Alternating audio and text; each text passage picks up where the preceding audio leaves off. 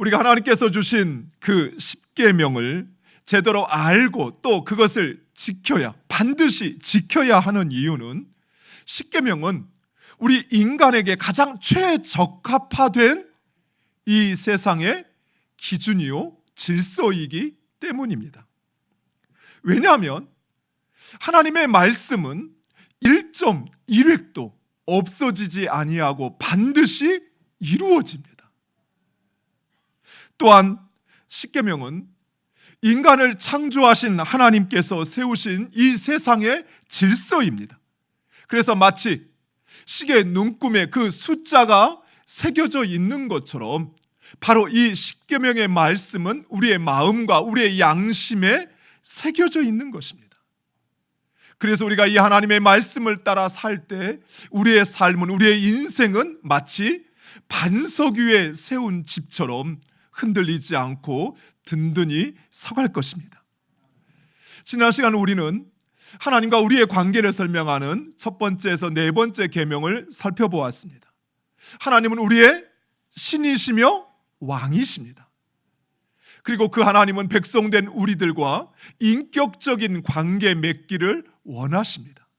즉 하나님께서 우리를 사랑하시는 것처럼 하나님, 우리가 그처럼 하나님을 사랑하기를 원하시는 것입니다.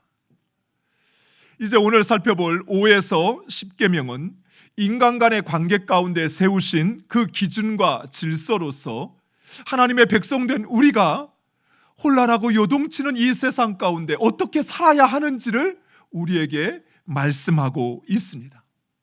제 5계명, 하나님은 내 부모를 공경하라 하십니다. 우리 12절 말씀 화면을 보고 함께 읽겠습니다. 내 부모를 공경하라. 그리하면 내 하나님 여호와가 내게 준 땅에서 내 생명이 길리라. 아멘. 하나님은 부모를 공경하라 하시며 땅에서 또 장수의 복을 누릴 것이다 약속하십니다. 이 계명이 얼마나 중요하면 계명을 지키는 자에게 이러한 축복을 약속하실까요? 그래서 이 제5계명을 약속 있는 첫 계명이라 부르기도 합니다. 자신을 낳아주고 또 길러주신 부모를 공경하는 것, 그것은 너무나도 당연한 자식의 도리입니다. 그러나 우리 그리스도인들에게는 그보다 더 중요한 이유가 있습니다. 그것은 바로 하나님의 명령이기 때문입니다. 부모는 하나님으로부터 자식에 대한 그 권위를 위임받은 하나님의 대리자입니다. 그래서 하나님은 부모를 통해 우리에게 생명을 주시는 것입니다. 또한 우리를 양육하고 우리를 축복할 수 있는 그 권한을 부모에게 부여하셨습니다. 그래서 야곱이 12아들에게 마지막 유언으로 축복하였을 때 야곱이 행한 그 축복은 야곱의 12아들과 그 자손들의 삶에 그대로 이루어졌던 것입니다. 사랑하는 특별히 우리 자녀 세대 여러분, 여러분이 이 땅에 잘되고 여러분이 이 땅에서 축복받기를 원한다면 바로 그 부모의 축복을 사모하는 여러분 되시기를 축원드립니다. 아멘. 그러나 따라서 우리는 바로 이 하나님을 섬기듯 그렇게 부모를 공경하며 부모의 권유와 말에 순종해야 합니다. 또한 하나님께서는 하나님 공경하는 것을, 하나님 경외하는 것의 척도로 부모 공경을 삼았습니다. 따라서 하나님을 경외한다 하면서 그 부모를 공경하지 않으면 그 사람은 하나님을 경외하는 것이 아닙니다. 즉 우리가 하나님을 경외하듯이 그 부모를 공경할 때 하나님은 우리의 진심, 우리의 그 믿음을 인정하시는 것입니다. 그런데 이 계명은 나를 낳아주신 그 부모만이 아닌 또 다른 대상을 포함하고 있습니다. 여기서 말하는 부모는 하나님으로부터 권위를 부여받은 그 모든 대상을 포함하는 것입니다. 여러분 혹시 기억하는지 모르겠습니다. 예전에 두사부 일체라고 하는 영화, 이게 2편, 3편까지도 나온 것으로 알고 있는데, 이 영화에서 두사부일체라는 말은 그 조직의 두목과 스승과 부모는 하나라는 것입니다. 이후에 또 다른 영화가 나왔습니다. 상사부일체, 직장의 상사와 그리고 스승과 부모는 하나라는 것입니다. 이 말은 군사부일체라는 말을 채용하여 패러디한 것입니다. 그런데 성경 역시 부모라는 또는 아버지라는 말을 사용할 때 스승과 그리고 하나님께서 권위를 부여하신 자를 일컬을 때도 동일하게 사용하는 것을 볼 수 있습니다. 또한 그들을 공경하라 성경은 말씀하십니다. 레위기 19장 32절, 우리 화면을 보고 함께 읽겠습니다. 너는 샘머리 앞에서 일어서고 노인의 얼굴을 공경하며 내 하나님을 경외하라. 나는 여호와이니라. 아멘. 사랑하는 자녀 세대 여러분, 하나님을 섬기듯 부모를 공경하시기 바랍니다. 그리고 부모를 공경하는 것은 말로만이 아닌 여러분의 행동과 실천으로 옮기시기를 축원드립니다. 이어서 6번째 계명은 살인하지 말라입니다. 7번째 계명은 간음하지 말라입니다. 8번째 계명은 도둑질하지 말라입니다. 이 세 계명은 우리의 이웃에 대한 직접적이고 또 신체적이고 물리적인 피해에 대한 금지 명령입니다. 이 계명들 역시 우리는 당연하게 생각합니다. 그런데 이 계명들은 이러한 단어적이고 표면적인 의미 그 이상의 또 다른 뜻을 가지고 있습니다. 먼저 살인하지 말라라는 이 말씀은 단순히 다른 사람의 생명을 빼앗는 것만이 아닌 생명을 소중히 다루지 않는 그 모든 행위를 금지하는 것입니다. 그리고 하나님은 그런 행위를 심판하시겠다 말씀하십니다. 그래서 예수님은 이렇게 말씀하십니다. 마태복음 5장 21절과 22절, 우리 화면을 보고 함께 읽겠습니다. 옛 사람에게 말한 바 살인하지 말라. 누구든지 살인하면 심판을 받게 되리라 하였다는 것을 너희가 들었으나 나는 너희에게 이르노니 형제에게 노하는 자들만 심판을 받게 되고 형제에 대하여 나가라 하는 자는 공회에 잡혀가게 되고 미련한 놈이라 하는 자는 지옥불에 들어가게 되리라. 아멘. 예수님은 직접적인 살인을 하지 않아도 형제를 미워하는 자, 형제를 무시하는 자를 살인하는 자라 말씀하십니다. 그리고 그들은 지옥불에 떨어질 것이라 말씀하십니다. 사랑하는 성도 여러분, 지금 여러분 옆에 있는 또 여러분이 마주하고 있는 바로 그 사람은 하나님의 특별하신 계획과 그리고 하나님의 그 완전하신 사랑 가운데 하나님의 형상으로 창조된 이 세상 가운데 유일한 존재입니다. 하나님은 그 한 사람을 얼마나 사랑하는지 몰라요. 성경은 그 한 사람을 천하보다 귀하다라고 말씀하십니다. 우리가 결코 그렇게 쉽게 판단하고 미워하고 함부로 말해도 되는 그런 대상이 아니라는 것입니다. 사랑하는 성도 여러분, 내가 형제를 미워하는 것, 내가 내 이웃을 무시하는 것, 그것은 곧 그를 창조하신 하나님, 그 하나님을 무시하고 그 하나님을 미워하는 것이라는 사실을 여러분 분명히 기억하시기 바랍니다. 그래서 내 마음에 누군가 다른 사람을 미워하는 마음이 찾아오고 또 그를 무시하고자 하는 업신 여기는 생각이 찾아올 때마다 여러분의 마음을 다스리셔야 돼요. 미움을 떨쳐버리셔야 돼요. 7번째, 간음하지 말라라는 이 계명 역시 단순히 불륜을 말씀하는 것이 아닙니다. 하나님은 우리를 하나님의 형상으로 만드시고 남녀가 한 몸이 되어 가정을 이루게 하셨습니다. 즉, 이 말씀은 우리의 몸은 하나님의 성전이라는 것입니다. 또한 우리의 가정은 하나님의 기업인 것입니다. 따라서 우리는 우리의 하나님의 성전인 우리의 그 몸에 또 우리의 마음의 순결을 지켜야 합니다.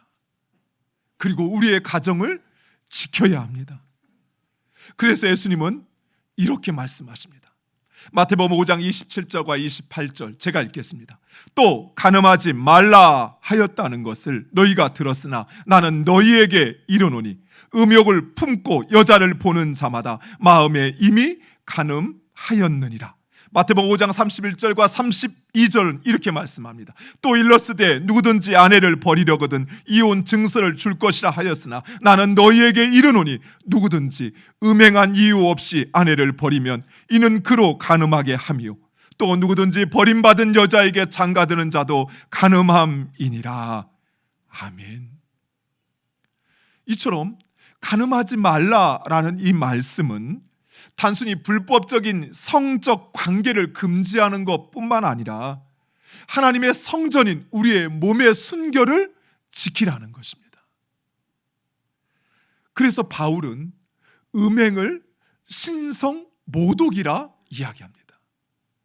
즉 우리의 몸의 순결을 지키지 않는 것, 그것은 곧 하나님의 거룩하심을 모독하는 일이라는 것입니다. 또한 간음하지 말라라는 이 말을 바꾸어 말하면 너희 가정을 지키라는 것입니다. 가정은 본래 인간이 도안한 것이 인간의 아이디어가 아닙니다. 내가 여자를 만나 사랑하여 결혼하여 가정을 이루는 것 같지만 그러나 실상은 하나님께서 계획하시고 하나님께서 이루시는 하나님의 작품입니다.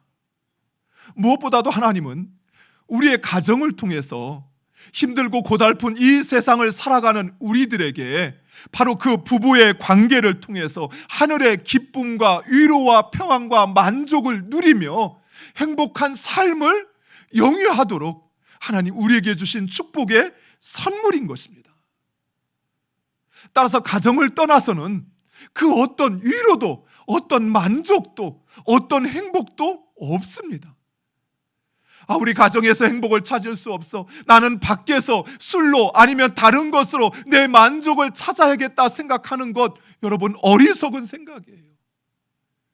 우리 인생의 만족과 행복과 그 위로와 평안은 오직 가정에만 있습니다.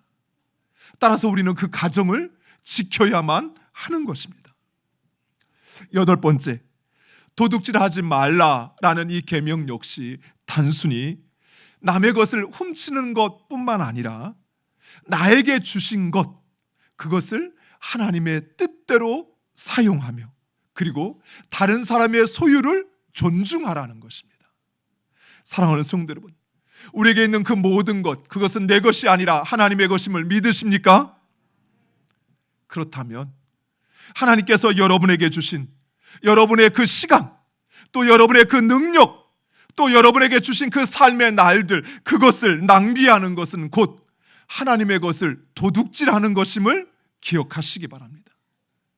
내가 허투루 보낸 그 시간, 내가 나의 삶 가운데 하나님께서 행하게 하신 그 일, 그 학업에 충실하지 않고 얼렁뚱땅 넘어가면서 내 세월을 보내는 것, 그것은 곧 하나님의 것을 도둑질하는 것입니다. 또한 불법적으로 다른 사람의 것을 취하는 것, 그것 역시 하나님의 것을 도둑질하는 것입니다. 물론 직접적으로 다른 사람의 것을 빼앗지는 않지만 그러나 애를 들면 장사를 하면서 저울을 속이는 것, 또 내가 내야 할 그 세금을 탈루하는 것, 또 공금이라고 해서 그것을 그저 함부로 그렇게 사용하는 것, 또는 그것을 횡령하는 것, 그것 역시 하나님의 것을 도둑질하는 것입니다. 그런데 오늘날 우리는 이러한 일들을 너무 다반사로 보게 됩니다. 그래서 남들 다 하니까 우리도 그렇게 해야 된다고, 나만 하는 것 아니라고, 다른 사람들도 다 그렇게 하니까 그것이 불법이고 부정인 걸 알면서 그것을 행하는 것을 보게 됩니다. 오죽하면 루터는 이렇게 말했습니다. 도둑질은 이 세상에 널리 만연된 흔한 죄악으로 만일 도둑을 죄다 교수형에 처한다면 이 세상은 순식간에 텅 비게 될 것이다. 얼마나 도둑이 많으면 그 도둑을 만약에 교수형에 처하면 이 세상이 텅 비게 될까요? 사랑하는 성도 여러분, 여러분에게 있는 그 모든 것, 그것이 하나님의 것임을 인정하시기 바랍니다. 여러분의 시간, 여러분의 능력, 여러분의 삶에 주어진 그 위치와 그 자리 역시 여러분의 것이 아니라 하나님의 것입니다. 따라서 우리는 그 하나님이 기뻐하신 뜻대로 사용해야 하는 것입니다. 마지막으로 9계명과 10계명은 우리의 말과 우리의 마음의 욕망에 대한 것입니다. 제 9계명은 내 이웃에 대하여 거짓 증거하지 말라라고 말씀하십니다. 이 계명 역시 단순히 거짓말하지 말라라는 것을 넘어 말에 대한 책임과 그리고 정직한 말, 믿음의 말을 하라는 것입니다. 우리 마태복음 5장 33절과 37절 화면을 보고 함께 읽겠습니다. 또 옛 사람에게 말한 바 헛 맹세를 하지 말고 내 맹세한 것을 주께 지키라 하였다는 것을 너희가 들었으나 오직 너희 말은 옳다 아니라 하라. 이에서 지나는 것은 악으로부터 나느니라. 아멘. 근데 대부분의 사람들은 자신들은 거짓말을 하지 않는다라고 생각합니다. 아마 여러분도 그럴 거예요. 나는 그렇게 거짓말하지 않는 것 같은데, 그런데 실상은 참 거짓말을 많이 합니다. 잠언 13장 5절 말씀, 우리 화면을 보고 함께 읽겠습니다. 의인은 거짓말을 미워하나 악인은 행위가 흉악하여 부끄러운 데 이르느니라. 아멘. 사랑하는 성도 여러분, 우리는 우리 말에 책임을 져야 합니다. 그리고 거짓말하는 것, 뒤에서 다른 사람을 비난하는 것, 그거 피하셔야 돼요. 또 내 입에서 원망과 불평의 말이 나올 때도 피하셔야 합니다. 하나님의 백성들, 그들은 정직한 말을 합니다. 그리고 그들은 믿음의 말을 합니다. 그리고 그들은 소망의 말을 합니다. 여러분의 입술이 하나님의 백성의 입술이 되기를 간절히 축원드립니다. 마지막 10번째 계명은 우리 마음에 일어나는 탐심에 대하여 말씀하십니다. 출애굽기 20장 17절 우리 화면을 보고 함께 읽겠습니다. 내 이웃의 집을 탐내지 말라. 내 이웃의 아내나 그의 남종이나 그의 여종이나 그의 소나 그의 낙이나 무릇 내 이웃의 소유를 탐내지 말라. 아멘. 인간은 누구에게나 무엇인가를 원하고 가지고 싶은 욕망이 있습니다. 우리 주일학교 아이들 이번 주 어린이날 한참 기대하고 있죠? 네. 여러분 가지고 싶은 거, 우리 엄마가 이거 사줄 거야 한참 원하고 바라고 기대하고 있을 것입니다. 물론 이러한 욕망 자체가 나쁘거나 죄가 되는 것은 아닙니다. 오히려 그 욕망은 우리의 삶을 더 열정적으로 만들기도 하고 우리의 삶의 진보를 이뤄내기도 합니다. 그런데 문제는 우리가 원하는 것, 우리가 욕망하는 그것이 무엇이냐 하는 것입니다. 존중받고 싶어하고 인정받고 싶어하는 것, 소속되고 싶어하고 안정감을 얻고자 하는 것, 사랑받고자 하는 것, 그것은 선한 욕망입니다. 여러분 많이 그런 욕망은 가지셔도 됩니다. 그러나 다른 사람이 가진 그것을 탐내는 것, 그것은 탐심입니다. 탐심은 단순히 나도 저걸 가졌으면 좋겠다 하는 그런 부러워하는 마음을 넘어 다른 사람의 것을 나의 것으로 만들려는 아주 강한 욕망입니다. 문제는 이런 탐심이 우리의 마음에 원하는 것으로 끝나는 것이 아니라 우리의 선택과 우리의 행동을 결정한다는 것입니다. 그래서 남의 것을 도둑질할 때 그 도둑질의 시작은 이미 내 마음 안에 있는 그 탐심으로부터 시작되는 것이에요. 간음을 행하고 살인을 행하는 것 역시 마찬가지입니다. 우리 마음 안에 있는 그 탐심, 다른 사람의 것을 빼앗고자 하는 그 탐심의 마음이 우리로 죄를 행하게 한다는 것입니다. 사랑하는 성도 여러분, 오늘 우리가 살고 있는 이 사회는 우리의 그 탐심의 마음을 부추기는 사회입니다. 그래서 눈만 뜨면 우리 마음 안에 있는 탐심을 발동케 하는 그 유혹이 쉴 새 없이 우리에게 찾아옵니다. 어제 저녁 집에 들어가서 가족과 함께 식사를 하고 잠시 텔레비전을 보는데 광고가 나오는데 요즘 광고는 왜 그렇게 잘 만드는지 모르겠어요. 그걸 보고 있으니까 내가 저걸 꼭 먹어야 행복할 것 같아요. 내가 저거 꼭 사서 가져야, 그래야 내가 좀 만족을 느낄 것 같아요. 이미 내 손이 마치 핸드폰에 가 있는 것 같아요. 저거 없으면 안 될 것 같아요. 저거 있으면 내 인생이 정말 편리해지고 내 인생이 정말 안전해질 것 같아요. 그래서 꼭 그것을 가지고 싶고 사고 싶어요. 이처럼 이 세상은 우리의 그 욕망을 부추기고 있어요. 끊임없이 우리를 유혹해서 그 욕망으로 우리의 행동과 삶을 빠지게 만든다라는 것입니다. 또한 거짓말과 도둑질, 음란과 간음의 유혹 역시 마찬가지입니다. 또한 세상은 생명을 그리 중히 여기지 않습니다. 자신의 만족과 이익을 위해서라면 그 한두 사람 희생하는 것쯤이야 괜찮아 라고 이 세상은 생각합니다. 이런 유혹과 도전으로부터 우리의 몸, 우리의 마음, 그리고 우리의 가정, 우리의 자녀를 지키기 위해서는 우리의 의지만으로는 안 된다는 사실이에요. 그래서 하나님은 우리에게 하나님의 영이신 성령을 보내주셨습니다. 그래서 우리가 우리 안에 내주하시는 그 성령의 음성, 밖에서 들어오는 욕망이 아니라 내 안에 나에게 말씀하시는 성령의 그 욕구, 성령의 인도하심에 순종할 때 우리는 그 죄의 유혹을 이길 수 있는 것입니다. 또한 하나님은 우리에게 그 유혹과 도전을 이기기 위해서 교회를 주셨습니다.